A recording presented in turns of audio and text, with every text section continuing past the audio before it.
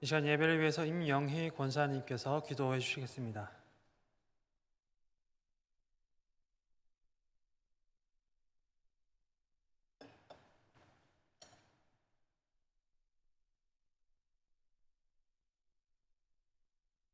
계속되는 더위 속에서도 우리의 건강과 가정을 지켜주시고 이 시간에도 주일 오후 찬양 예배 자리로 불러주심도 감사드립니다.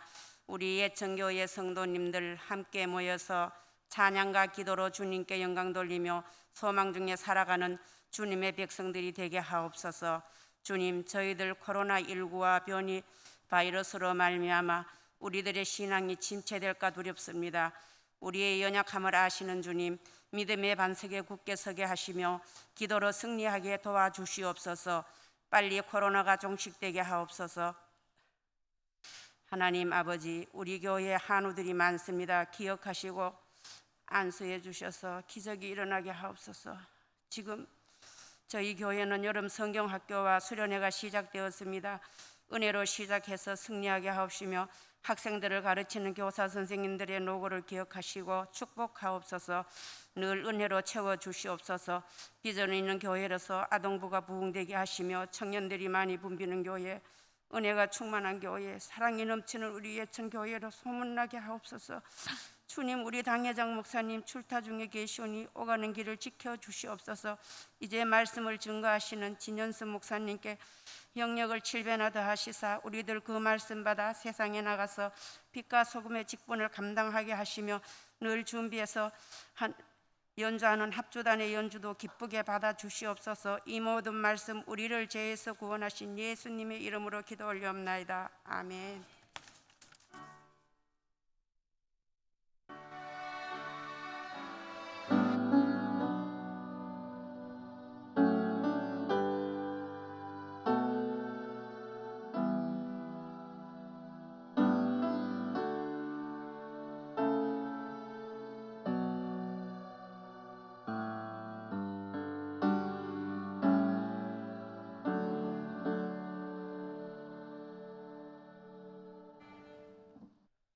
오늘 우리가 함께 나눌 하나님의 말씀은 사도행전 9장입니다. 신약성경 203면에 기록되어 있는 사도행전 9장 32절부터 42절까지의 말씀을 번갈아 교독하시겠습니다. 사도행전 9장 32절부터 42절까지의 말씀입니다. 그때에 베드로가 사방으로 두루 다니다가 룻다에 사는 성도들에게도 내려갔더니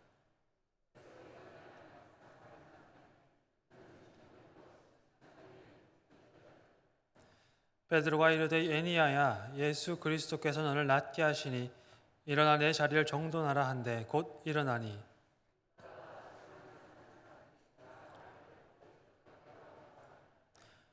욥바에 다비다라 하는 여제자가 있으니 그 이름을 번역하면 도르가라. 선행과 구제하는 일이 심히 많더니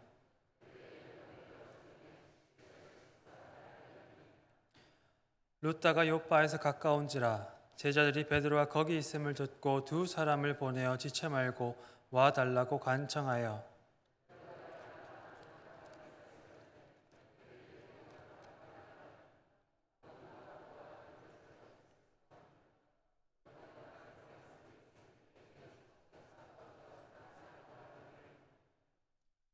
베드로가 사람을 다 내보내고 무릎을 꿇고 기도하고 돌이켜 시체를 향하여 이르되 다비다에 일어나라 하니 그가 눈을 떠 베드로를 보고 일어나 앉는지라.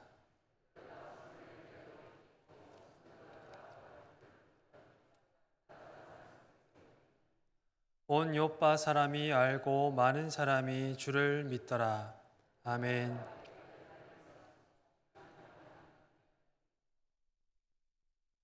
아멘. 합주단의 합주로 하나님께 영광을 드리도록 하겠습니다.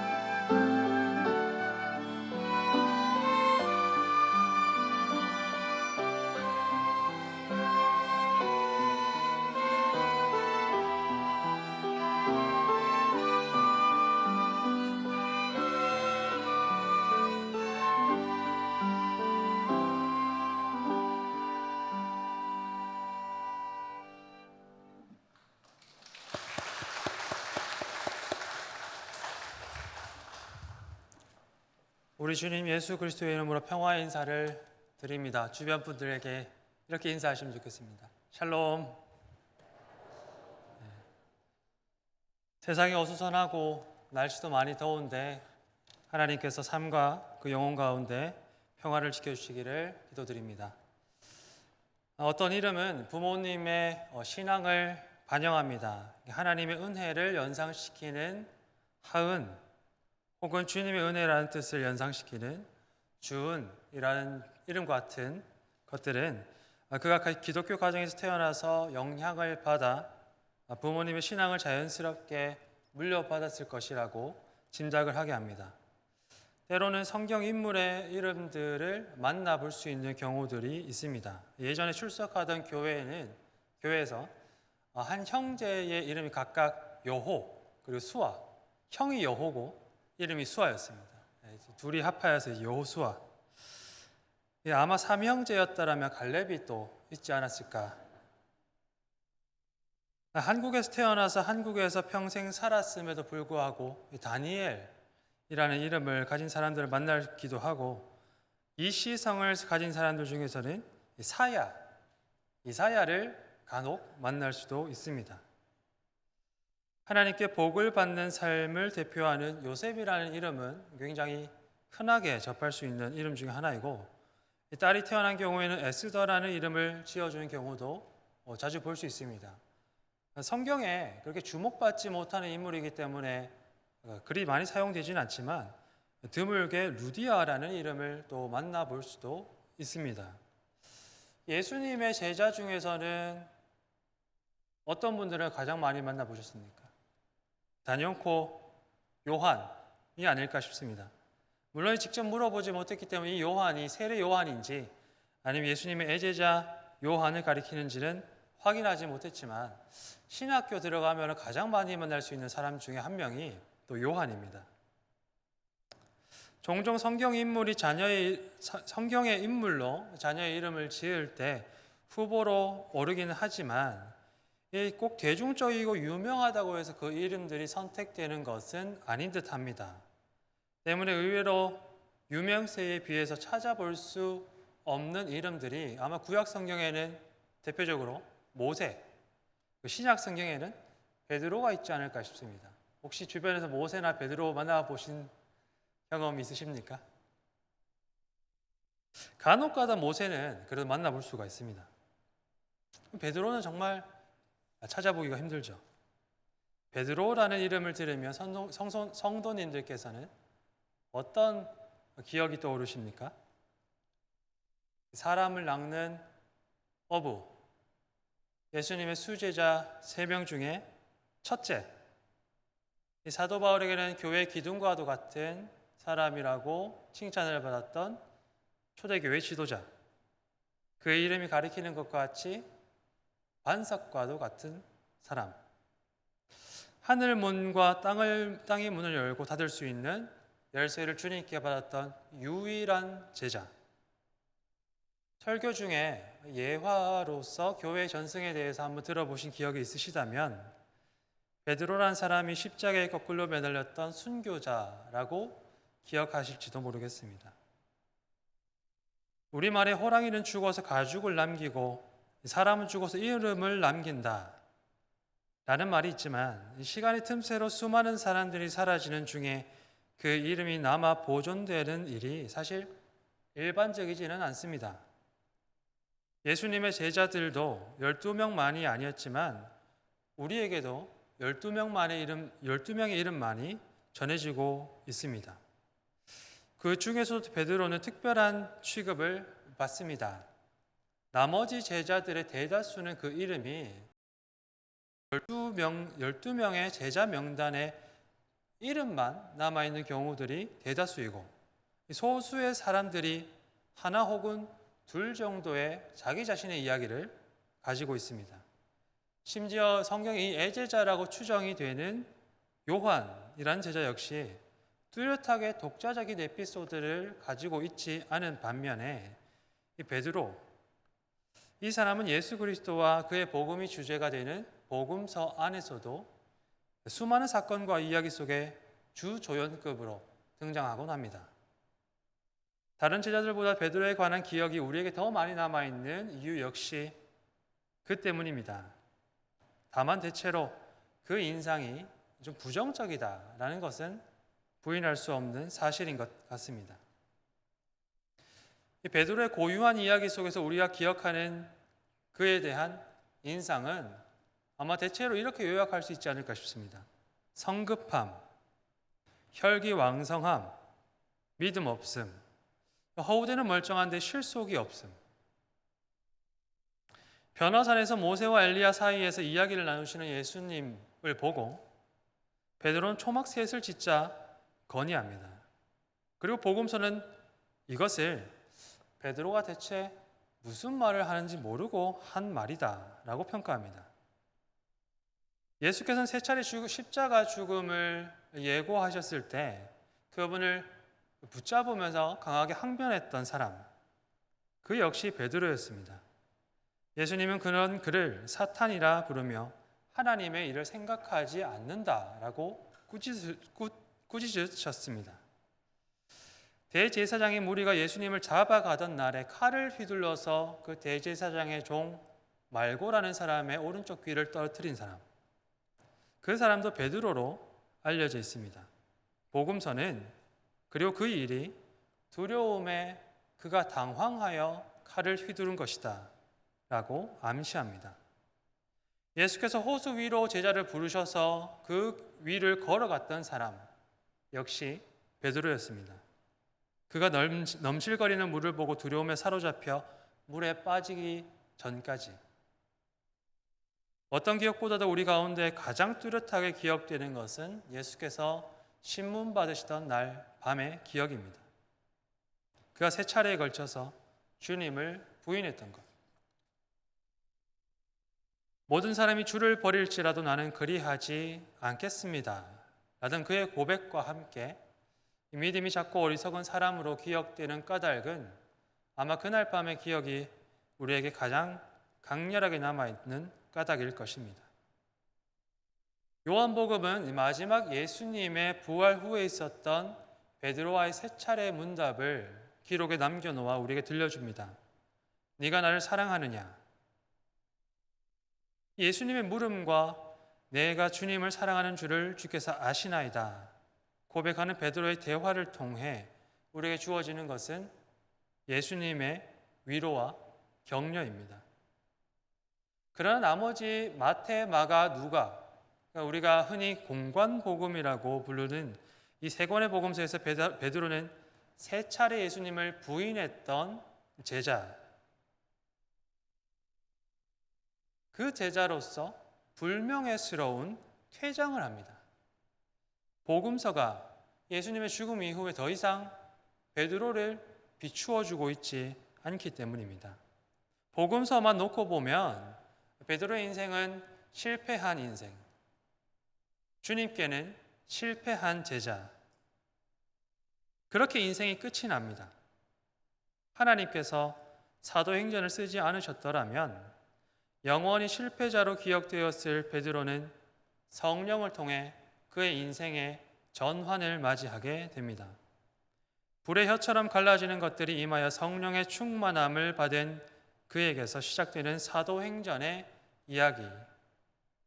이 책은 오늘 우리가 읽은 본문까지 이르러서 하나님께서 그에게 일으키신 변화가 과연 어떠한 것이었는지 증언하고 있습니다. 오늘 본문에는 두 개의 사건과 세 명의 사람이 등장합니다. 각각의 사건에서 공통적으로 베드로가 등장하고 루다의 중풍병을 앓는 애니야와 욥바의 제자 다비다가 소개됩니다. 그런데 두 사건을 읽어보면 굉장히 낯이 익은 듯한 느낌이 듭니다.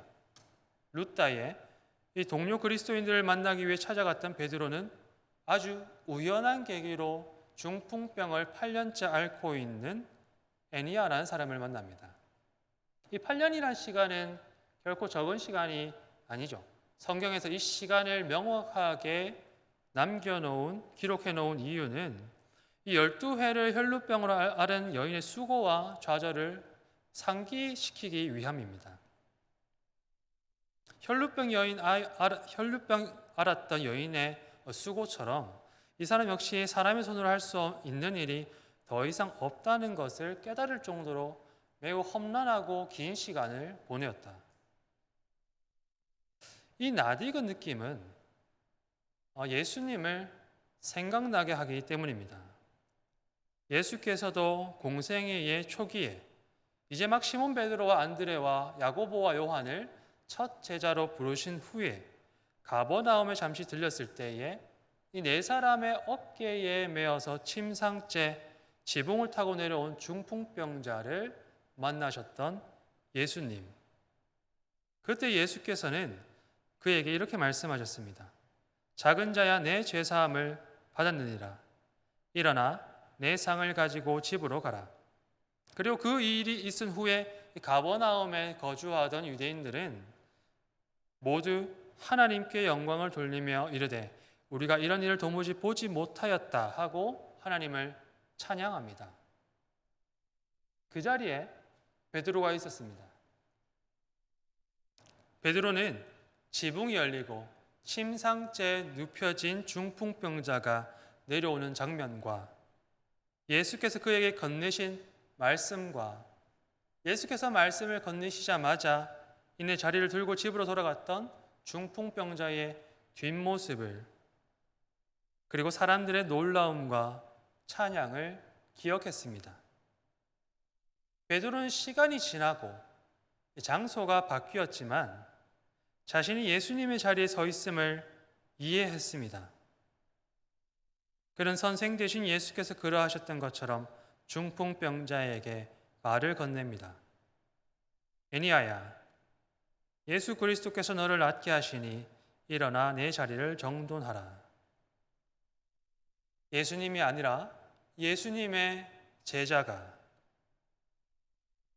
예수님께서 하신 것과 같은 말씀을 전하고 있습니다. 그러자 많은 사람이 예수 그리스도를 통해 하나님께 영광을 드렸듯 루다와 사론의 많은 사람들이 베드로와 그 나은 사람을 보고서 예수님께 돌아오게 되었다. 욥바의 다비다 역시 우리에게 유사한 익숙함, 낯익음을 선사합니다. 베드로가 아직 루다에 머물러 있을 때 동료 그리스도인이 갑자기 찾아와서 그를 욥바로 안내합니다. 다비다라는 이름을 가진 제자가 사망하여서 장례의 준비를 마쳤는데 마침 근지에 있는 루다에 베드로가 가까이 있다는 것을 듣고서 급히 그를 초청한 것입니다. 그렇게 베드로가 안내를 받은 곳은 다비다의 시신이 놓여져 있던 다락방. 잘 정돈되어 가지는 침상 위에 놓인 다비다의 시신 앞에 이르렀을 때 베드로에게 또 다른 기억이 떠오릅니다. 유대인 회당장 야이로의 급한 부탁을 받고 예수님과 함께 그의 집으로 가던 길. 바삐 걸음을 재촉하였지만 이 가던 길 위에서 방금 숨이 끊어졌다는 소식을 들은 아버지를 향해서 예수께서 두려워하지 말고 믿기만 하라고 말씀하셨던 그날이었습니다. 집에 도착하였을 때 예수께서는 베드로와 야고보, 요한 그리고 회당장만을 데리고 딸 아이가 잠든 방 위로 올라가셨습니다.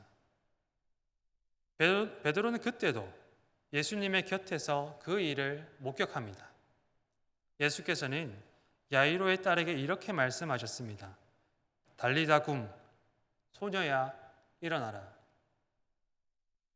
낯익은 풍경 앞에서 베드로는 자신이 예수님의 자리에 서 있음을 다시 한 번 더 깨닫습니다.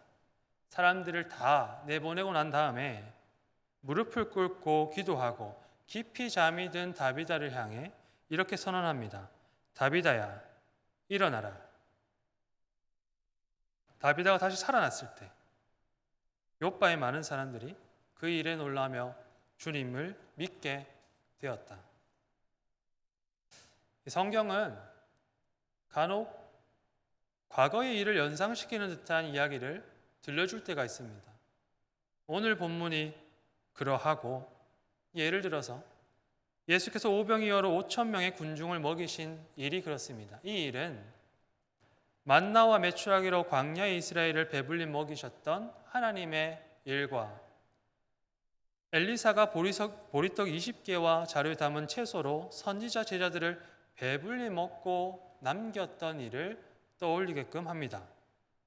예수께서 회당장 야이로의 딸을 소생시키셨던 일 역시 엘리야가 사르밧 과부의 아들을 소생시켰던 그 일을 연상시키게 합니다.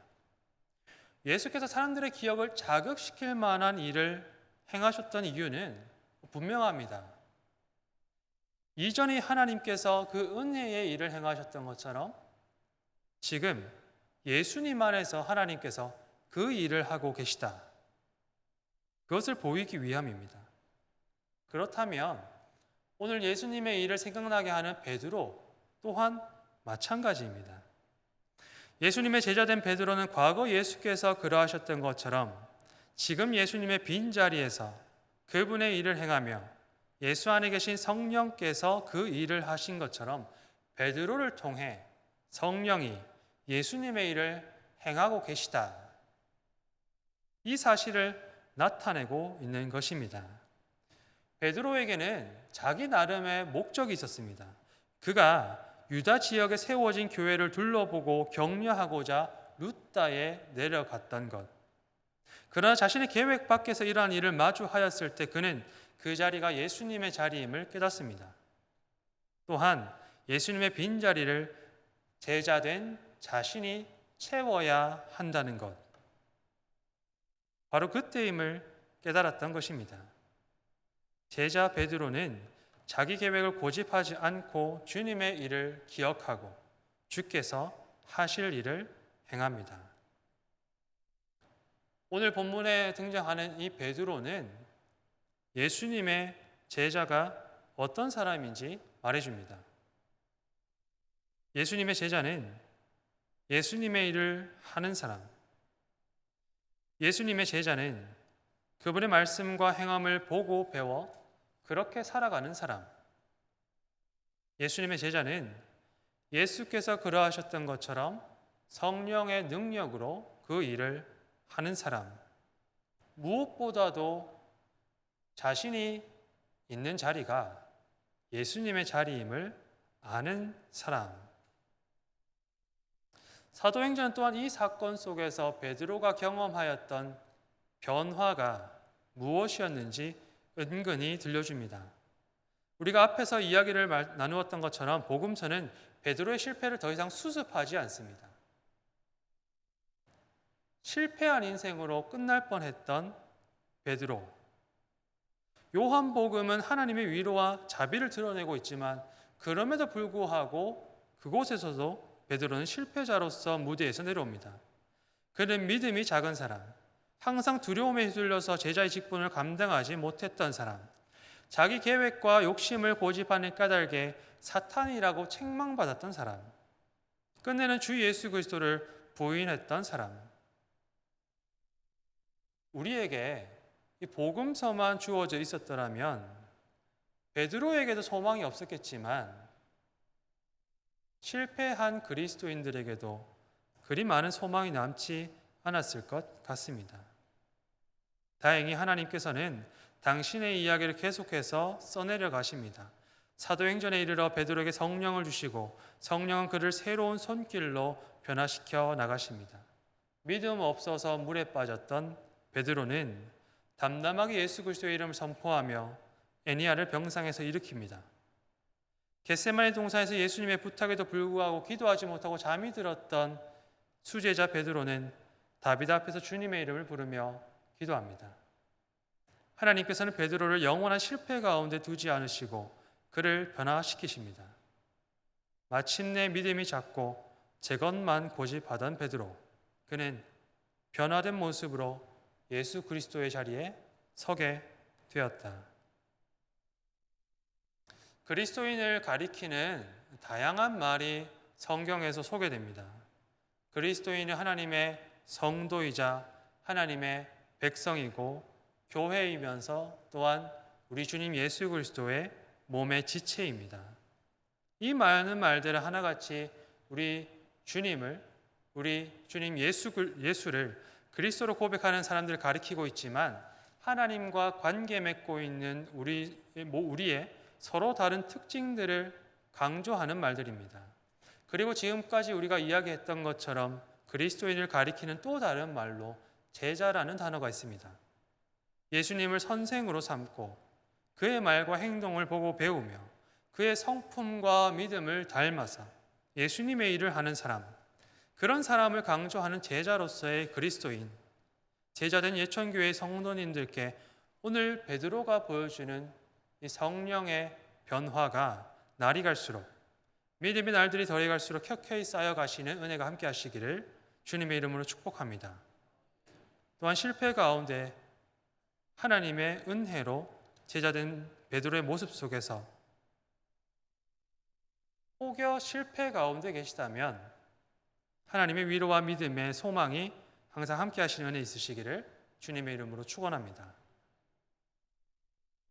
그런데 이 본문을 주의 깊게 읽는 우리는 다시 한 번 더 새로운 물음에 마주하게 됩니다.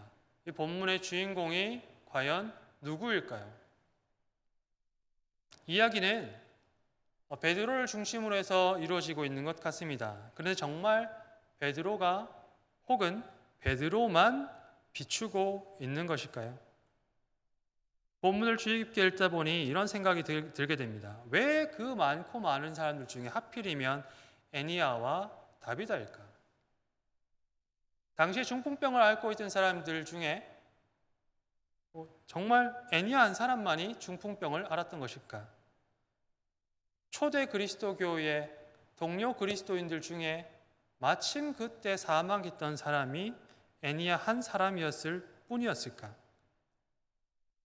우리가 던지는 이 물음들이 의미 없는 것이라면 단지 베드로가 루다에 들러 애니야를 만난 시점에 가까운 도시에 있던 욥바에 한 제자가 시간 맞춰서 사망하게 된 이 우연과도 같은 것이 성경에 기록된 이유였을까?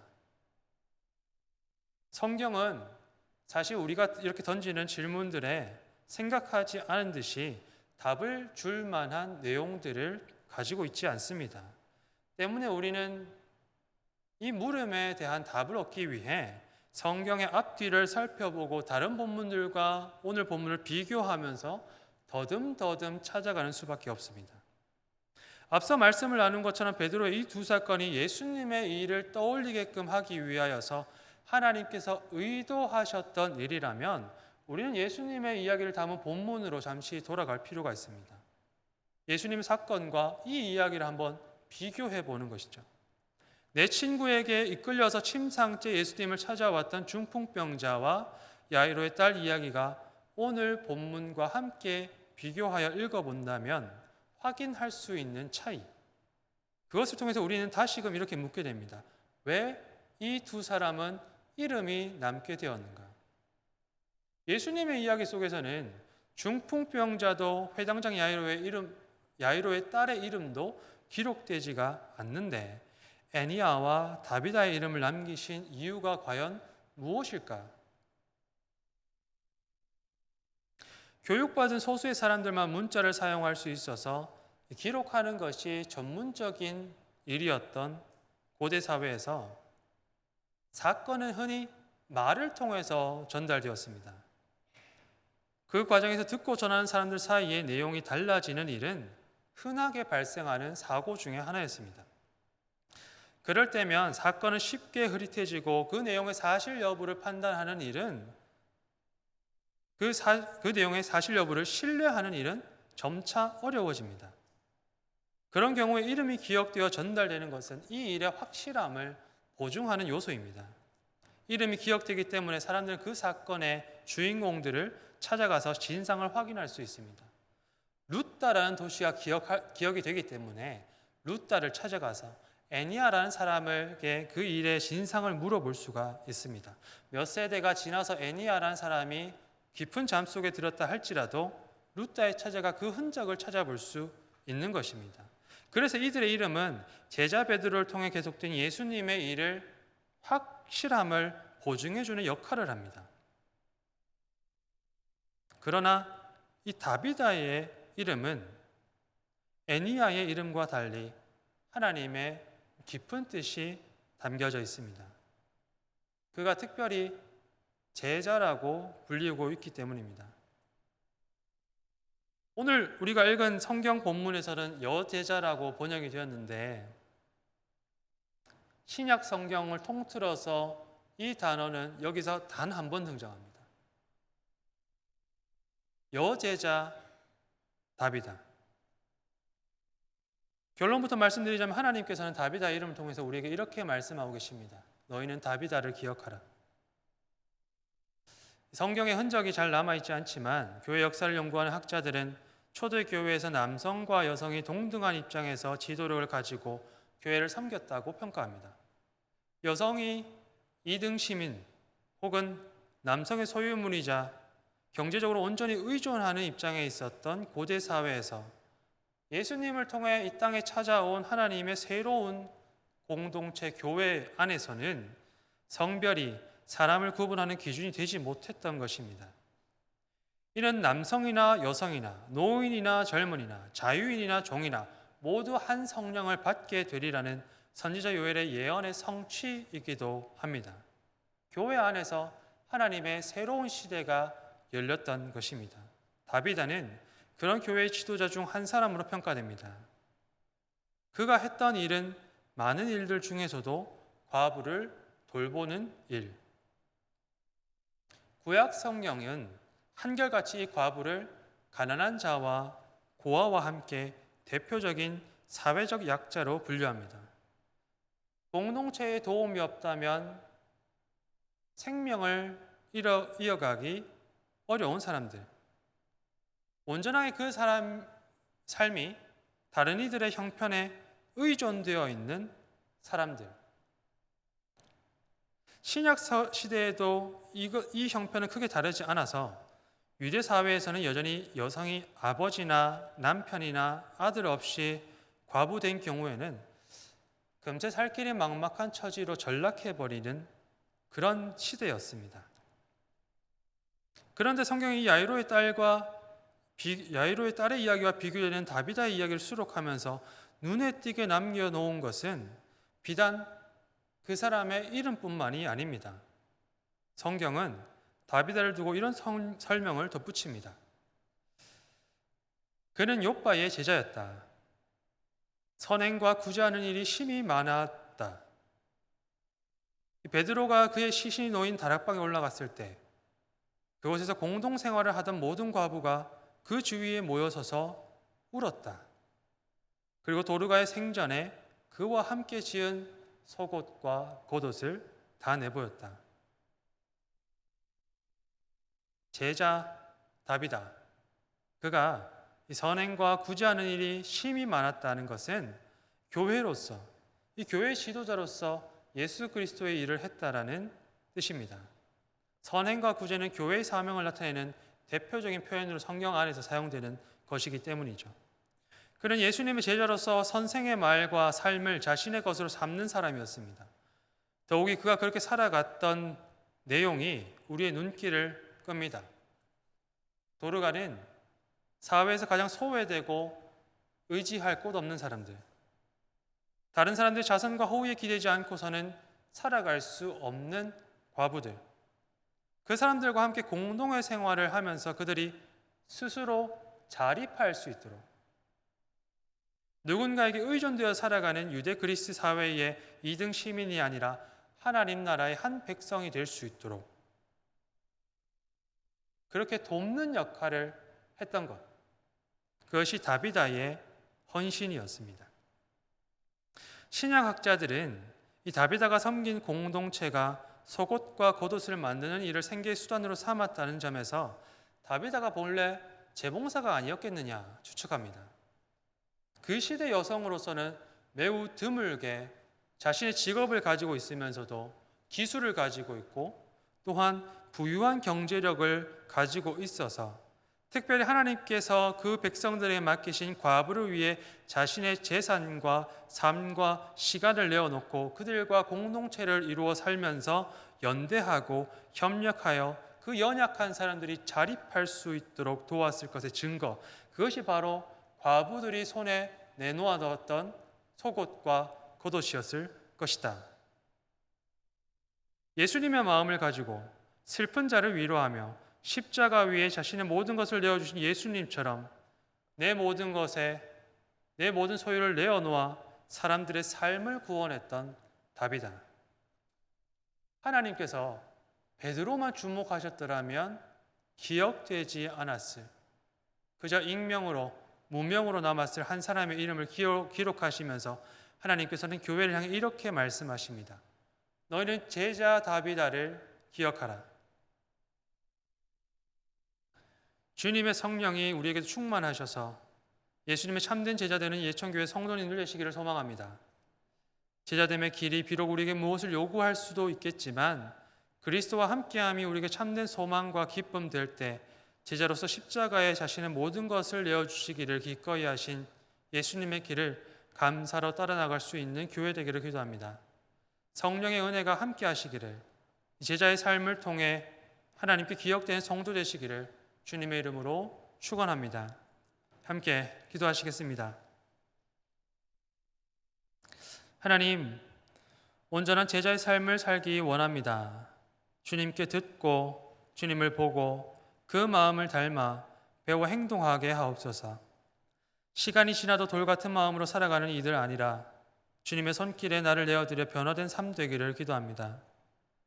부드럽고 온유한 영혼이 되어서 주님의 마음으로 살 때 우리 주변에 주님의 빈자리를 채우는 제자 된 우리가 될 수 있도록 주님 성령의 도우심으로 인도하여 주옵소서. 예수님의 이름으로 기도드립니다. 아멘. 찬송가 455장, 통일 찬송가 507장으로 함께 찬양하시겠습니다.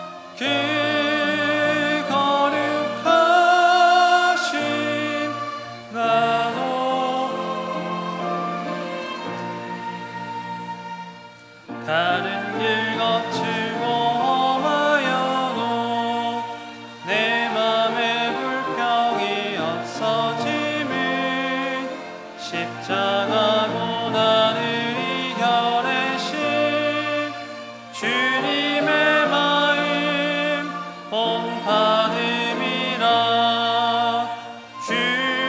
주님의 마음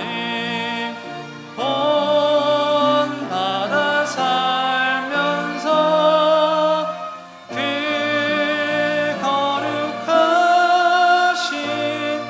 나도 이루리. 주 예수 세상에 다시 오실 그날의 무성도 변화하여 주님의 빛나는 그 형상을 다 함께 보며 주 찬양하리. 주님의 마음 본받아 살면서 그 거룩한